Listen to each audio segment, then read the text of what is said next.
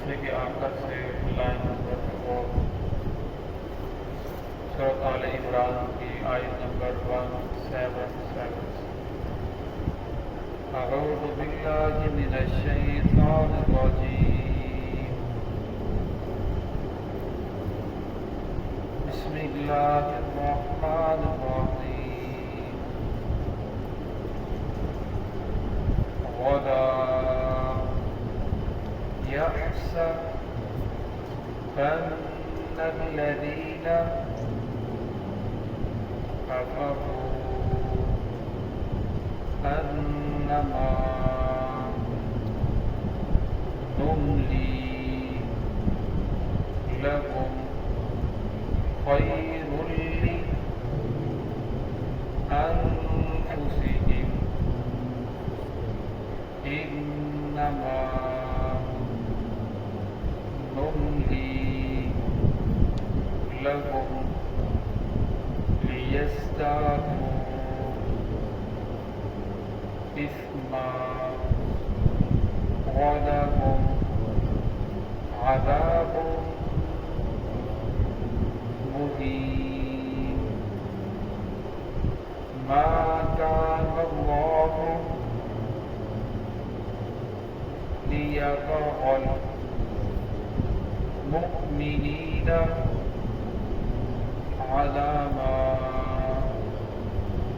أنتم عليه حتى يميز الخبيث من الطيب وما كان الله ليطلعكم على الغيب ولكن الله يجتبي من رسله من يشاء فآمنوا بالله ورسله وإن تؤمنوا وتتقوا فلكم أجر عظيم. بسم الله الرحمن الرحيم ولا يحسبن الذين كفروا أنما نملي لهم خير لأنفسهم إنما نملي لهم ليزدادوا إثما ولهم عذاب مهين ما كان الله ليذر المؤمنين على ما أنتم عليه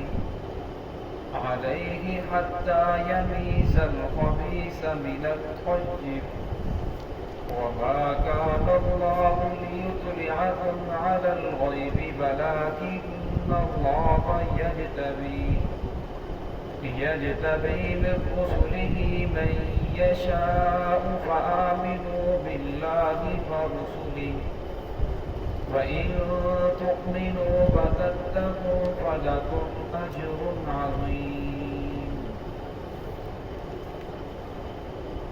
ولا يحسبن الذين كفروا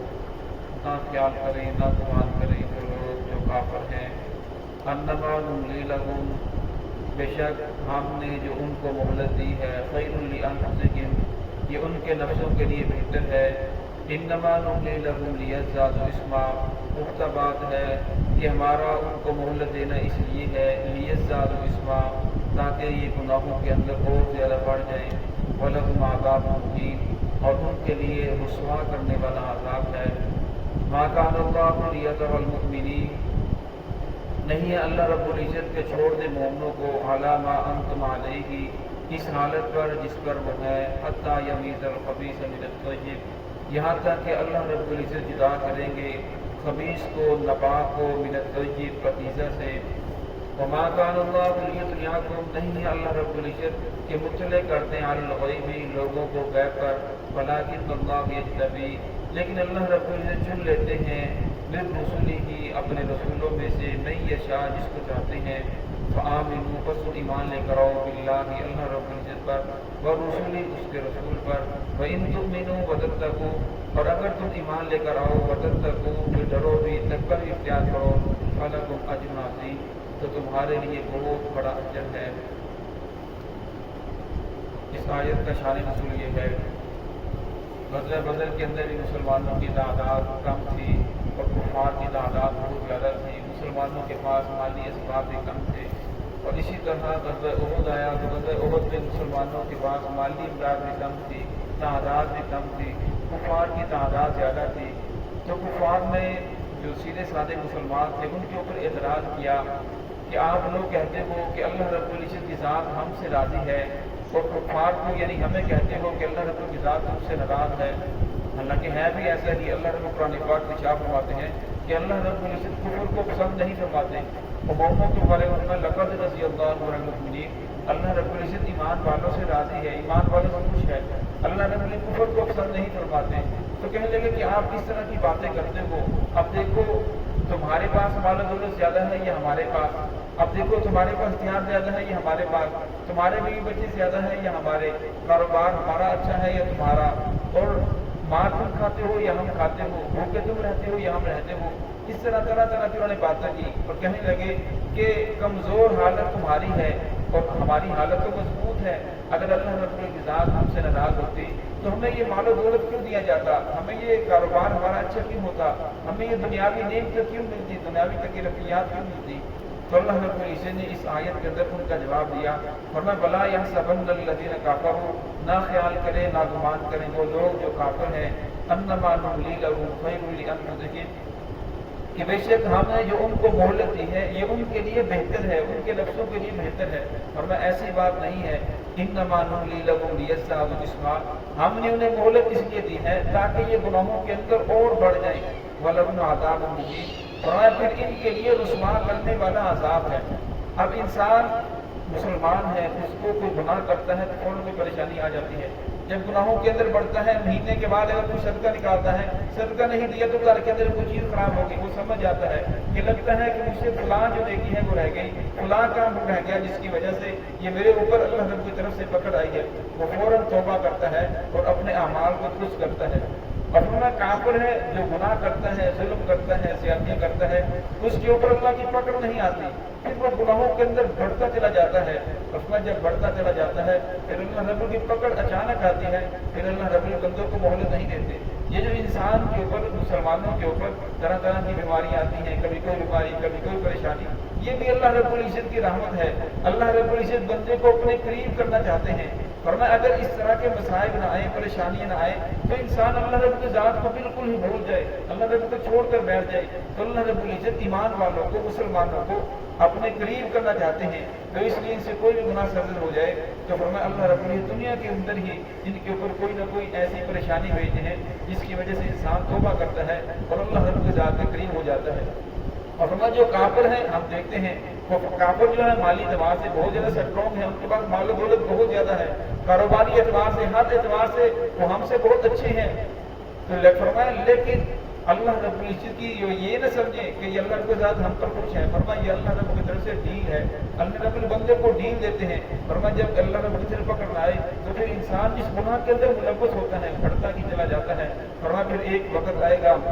وَلَهُمْ عَذَابٌ مُقِيمٌ، ان کے لیے رسوا کرنے والا عذاب ہوگا، فرمایا رسوا عذاب تو ہوگا لیکن اللہ رب العزت ان کے جو عیب ہیں لوگوں کے سامنے ظاہر کر دیں گے، تمام کی تمام خلق دیکھے گی کہ لوگ ان برائیوں کے اندر ملوث ہیں۔ ما کان اللہ یذر المؤمنین، فرمایا اللہ رب العزت ایسے نہیں ہے کہ بندوں کو چھوڑ دیں، ایمان والوں کو چھوڑ دیں، علی ما انتم علیہ، اس حالت پر جس پر وہ ہے، حتی یمیز الخبیث من الطیب، فرمایا حتیٰ کہ اللہ رب العزت नापाक को पाक से अलहदा करेंगे। नापाक से मुराद जो अल्लाह रब्बुल इज्जत की नाफरमानी करने वाले, नापाक से मुराद मुनाफिक लोग हैं। फरमाया जब इंसान मिलजुल कर रहते हैं तो पता नहीं चलता मुखलिस कौन है और इसी तरह नाफरमान कौन है, मुनाफिक कौन है। फरमाया जब अल्लाह रब्बुल की तरफ से पकड़ आती है, आजमाइश आती है, जब इंसान को आजमाया जाता है उस वक्त पता चलता है कि खालिस मोमिन कौन है और मुनाफिक कौन है, चोरी खाने वाला कौन है और खून देने वाला कौन है। फरमाया फिर उस वक्त इंसान का पता चलता है। फिर अल्लाह रब्बुल इज्जत ने लोगों को आजमाया।